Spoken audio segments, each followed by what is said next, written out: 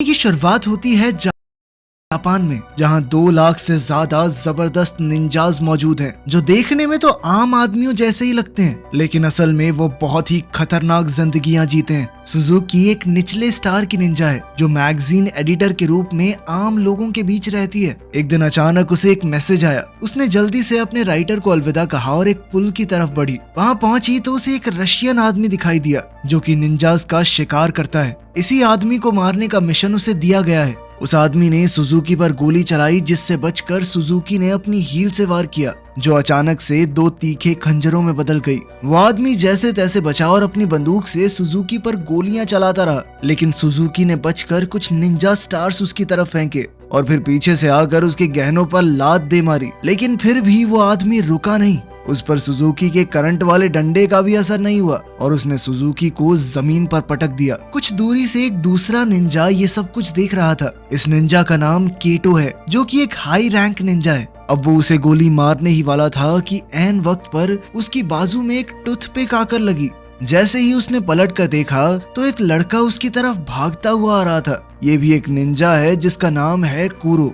कुरो ने बहुत ही आसानी से उस रशियन आदमी को हरा दिया और आखिर में चोक होल्ड करके खत्म कर दिया। उसने सुजुकी से कहा कि मैं जा रहा हूँ, आप बाकी का काम संभाल लेना। ये सुनकर सुजुकी एकदम शॉक हो गई। उसने सोचा, कैसा आदमी है ये, तुम किसी और को अपना क्रेडिट क्यों लेने दे रहे हो? जिस पर कुरो ने कहा कि इतना काम नहीं करना मुझे, मैं घर जा रहा हूँ सोने। कुरो निंजा तो बढ़िया था, लेकिन साथ ही बहुत आलसी भी, और अब वो चुपचाप वहाँ से चला गया। वो इस वक्त एक पुराने सस्ते घर में रहता है। घर पे अकेले बोर होते हुए वो फूंक मार मार के टूथपिक का तीर बनाने की प्रैक्टिस करता रहता है। तभी अचानक कोई उसके कमरे में बिना आवाज किए घुस गया। ये उसका सीनियर केटो है, जो यहाँ पर उसे एक मिशन देने आया है। वर्ल्ड वॉर 2 के बाद कुछ बुरे निंजाज ने मिलकर एक खतरनाक ग्रुप बनाया था, जिसका नाम है अंडरग्राउंड निंजास। खुफिया जानकारी के हिसाब से उन्होंने जोटेन हाई स्कूल में घुसकर वहाँ पर कब्जा कर लिया है। ये स्कूल बना भी एक खास जगह पर है, जहाँ पहले टूटा फूटा नितानो मिलिट्री स्कूल हुआ करता था, जहाँ अभी भी लड़ाई के वक्त के कुछ राज छुपे हुए हैं। कुरो का मिशन है कि उसे अंडर कवर जाकर उनके प्लान का पता लगाना है। उसके मिशन में मदद करने के लिए केटो ने उसे एक खास सूट दिया। इस सूट की मदद से वो गायब हो सकता था, लेकिन सिर्फ ऊपर ऊपर से। जब कुरो इस सूट के साथ टाइम पास कर रहा था, तभी टॉयलेट से कुरो की एक दोस्त की आवाज आई, जो कि टॉयलेट पेपर मांग रही थी। वो सीट से बहुत दूर रखा हुआ था। उसने कुरो से कहा कि अगर मेरी तरफ देखा ना तो बहुत मारूंगी, समझा? उसकी बात मानते हुए कुरो दीवार पर चढ़कर लड़की के ऊपर से उसे ना देखते हुए टॉयलेट पेपर तक पहुंच गया, लेकिन आखिर में टॉयलेट पेपर पकड़ाने के लिए लड़की की तरफ मुड़ गया, जिसके लिए उसके मुंह पर चप्पल लगी। अगली सुबह कुरो जोटेन हाई स्कूल पहुंचा। जब उसे पता चला कि उसे एंट्रेंस एग्जाम देना पड़ेगा तो वो बहुत ज्यादा परेशान हो गया। उसने एक बार के लिए तो सोचा कि क्या ही करना है, मिशन पूरा करके छोड़ ही देता हूँ, लेकिन फिर उसे केटो का डर सताने लगा। अब वो सोचने लगा कि आखिर एंट्रेंस एग्जाम कैसे पार करूँ। अपने थकान भरे लेकिन खूबसूरत चेहरे के साथ कुरो ने जल्द ही नोगुची का ध्यान खींच लिया, जो कि एक स्टूडेंट है और दोबारा से एग्जाम दे रही है। क्लास में घुसने के बाद कुरो ने नीचे देखते हुए क्लास का एक चक्कर लगाया और फिर नोगुची के पास जाकर बैठ गया। उसे यकीन था कि ऑर्गेनाइजेशन के लोगों ने कुरो के पास होने की तैयारी पहले से कर रखी होगी। उन्होंने फर्श पर रंग बिरंगे चावल के दाने से आंसर की बनाई हुई थी। जैसे ही कुरो ने आंसर लिखने शुरू किए, नोगुची जोर से चिल्ला पड़ी। उसे लगा कि फर्श पर पड़े वो चावल के दाने किसी तरह के कीड़े हैं। टीचर ने कहा कि अगर तुम्हें दिक्कत है तो इन्हें साफ कर दो, लेकिन कुरो ने सोचा कि भाई कुछ तो करना पड़ेगा। उसने अपनी इरेजर नीचे फेंकी और उसे उठाते हुए बड़ी सफाई से एक पेपर बॉल स्ट्रॉ में भर के नोगुची को मारी, जिसके बाद वो चिल्लाने लगी कि अभी किसी ने मुझे छुआ। वो तो सर को ही ठरकी बुड्ढा कह के बुलाने लगी, लेकिन मास्टर जी ने कहा, बेटा देख इतने लंबे हाथ तो नहीं है मेरे। उनकी बहस के बीच कुरो ने जल्दी से एक के बाद एक पेपर भरने शुरू कर दिए, लेकिन इससे पहले वो मैथ्स का पेपर कर पाता, वो टीचर नोगुची को संभालने के लिए उसकी तरफ बढ़ा और साथ ही पैर रख के वो चावल के दाने भी हिला दिए। अब कोई रास्ता था नहीं तो कुरो ने अपनी एक्टिंग की मदद ली और वहीं बैठे बैठे सुसु कर दिया। फिर उसने रोना शुरू कर दिया कि मैं तो एग्जाम के लिए इतना डर गया था कि मैंने गलती से बहुत सारा पानी पी लिया। जिसके बाद टीचर ने उसे चुप करवाया और कहा कि एग्जाम सिर्फ नाम के लिए है, अगर तुम खाली शीट भी छोड़ दोगे तब भी तुम्हें पास कर देंगे, ठीक है? कुरो स्कूल के बारे में जानकारी हासिल करना चाहता था, तो वापस जाते हुए उसने नोगुची का इंतजार किया और दोनों साथ चलकर घर जाने लगे। कुरो का घर पहले आ गया तो उसने नोगुची से कहा कि आओ कभी हमारे गरीब खाने पे। नोगुची थोड़ा हिचकिचाते हुए मान गई और दोनों उसके घर की छत पर पहुंचे। उनकी बातचीत के दौरान नोगुची ने बताया कि क्लास में कुछ शरारती बच्चे हैं, वो हो सकता है तुम्हें परेशान करें। एडा नाम का मेरा एक दोस्त है, उसे उन्होंने इतना परेशान किया कि वो क्लास आना ही छोड़ गया। साथ ही उसने बताया कि हमारे स्कूल के नीचे काफी खुफिया टनल्स हैं जो वर्ल्ड वॉर 2 के समय के एक खास मिलिट्री बेस तक जाती हैं। कुरो समझ गया कि शायद अंडरग्राउंड निंजा ग्रुप इसी मिलिट्री बेस के पीछे है। जब सूरज डूबने लगा तो नागुची ने कहा कि मुझे अब घर जाना चाहिए, लेकिन अचानक ही वो छत से फिसल कर गिर गई और उसके नीचे गिरने से पहले ही कुरो ने छलांग लगाकर उसे पकड़ लिया और नीचे गिरकर कुरो के सूट का सेफ्टी फीचर ऑन हो गया जो कि एक कुशन में बदल गया। नोगुची चिल्लाते हुए खुले मुंह के साथ ही बेहोश हो गई, जिसके बाद कुरो उसे घर छोड़ाया।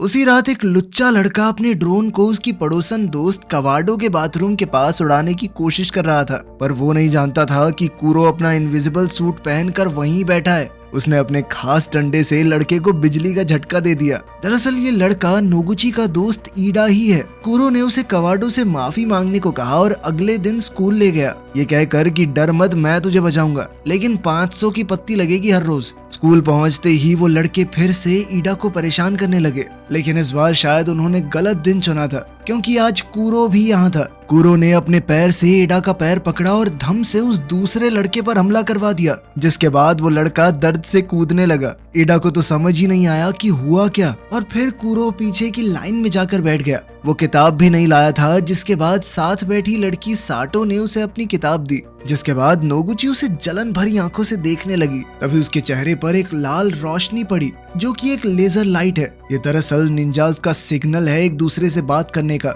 इसके बाद कुरो उठा और क्लास से बाहर चला गया। छत पर शियोन नाम का एक लड़का था, वो एक हाई रैंक निंजा है। उस दिन जब कुरो ने उस रशियन आदमी की छुट्टी की थी, उस दिन वो भी वहीं मौजूद था। इससे पहले वो लड़ाई में कूदता कुरो बीच में आ गया। कुरो की ही तरह वो भी स्कूल में एक अंडरकवर निंजा है, जिसका काम था ये पता लगाना कि अंडरग्राउंड निंजा ग्रुप में कौन कौन है। उन दोनों के साथ साथ एक और निंजा है जो यहाँ पर भेस बदल कर रह रहा है। वो इस वक्त स्कूल का डिसिप्लिन डायरेक्टर है। उसने कुरो को क्लास के बाद बॉयलर रूम में मिलने को कहा और फिर वहाँ से गायब हो गया। तभी कुरो ने देखा कि एडा फिर से मुसीबत में पड़ गया है। वो अपने ऊपर का शरीर गायब करके एक बक्सा मुंह पे पहनकर वहां पहुंचा और उन लड़कों में से एक ने कुरो को लात मारी ये जानने के लिए कि वो कौन है, लेकिन उल्टा वो खुद ही नीचे गिर गया।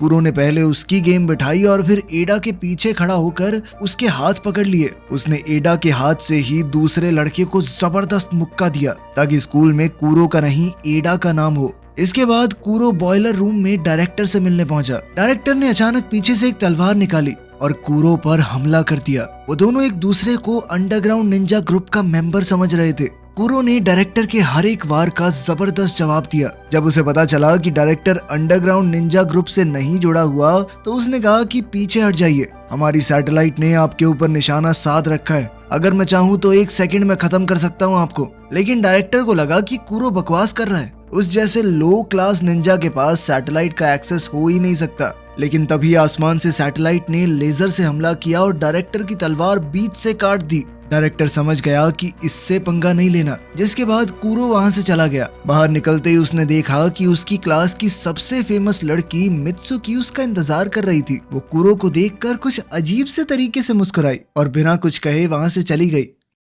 पास ही के एक स्टोर में कस्टमर के बाहर निकलने के बाद स्टोर का सेंसर वाला दरवाजा खुद ब खुद खुला और फिर बंद हो गया, जैसे कोई अदृश्य चीज अंदर गई हो, और कुछ ही देर में स्टोर का सामान गिरने लगा। स्टोर में मौजूद उस औरत ने लड़ने की कोशिश की, वो भी एक निंजा थी, लेकिन इस इनविजिबल आदमी ने उसे खत्म कर दिया। सुजुकी को एक मैसेज आया कि किसी ने उसकी मेंटोर जो कि एक निंजा थी उसका खून कर दिया है, और तभी सुजुकी पर भी वार हुआ। सुजुकी समझ गई कि ये जरूर कोई अंडरग्राउंड निंजा ग्रुप का आदमी है, क्योंकि उनके पास ही ऐसा सूट है जो एक इंसान को पूरी तरह गायब कर सकता है, जबकि उनका सूट आदमी को आधा ही गायब करता है। वहीं जब साटो स्कूल से घर जा रही थी तो उस आदमी ने उसे पकड़ लिया। सुजुकी ने चेतावनी दी कि वो किसी आम आदमी को नुकसान ना पहुंचाए। इस पर उस आदमी ने सुजुकी से कहा कि तुम्हारी मौत यहाँ नहीं लिखी, कोडान हाई स्कूल में लिखी है। उधर नोगुची अपने कमरे में बैठी कुरो के बारे में सोच रही थी। पिछले कुछ दिनों से वो कुरो के ख्याल को अपने दिमाग से निकाल ही नहीं पा रही। वो उसके साथ एक खुशहाल जिंदगी बिताने के सपने देख रही थी,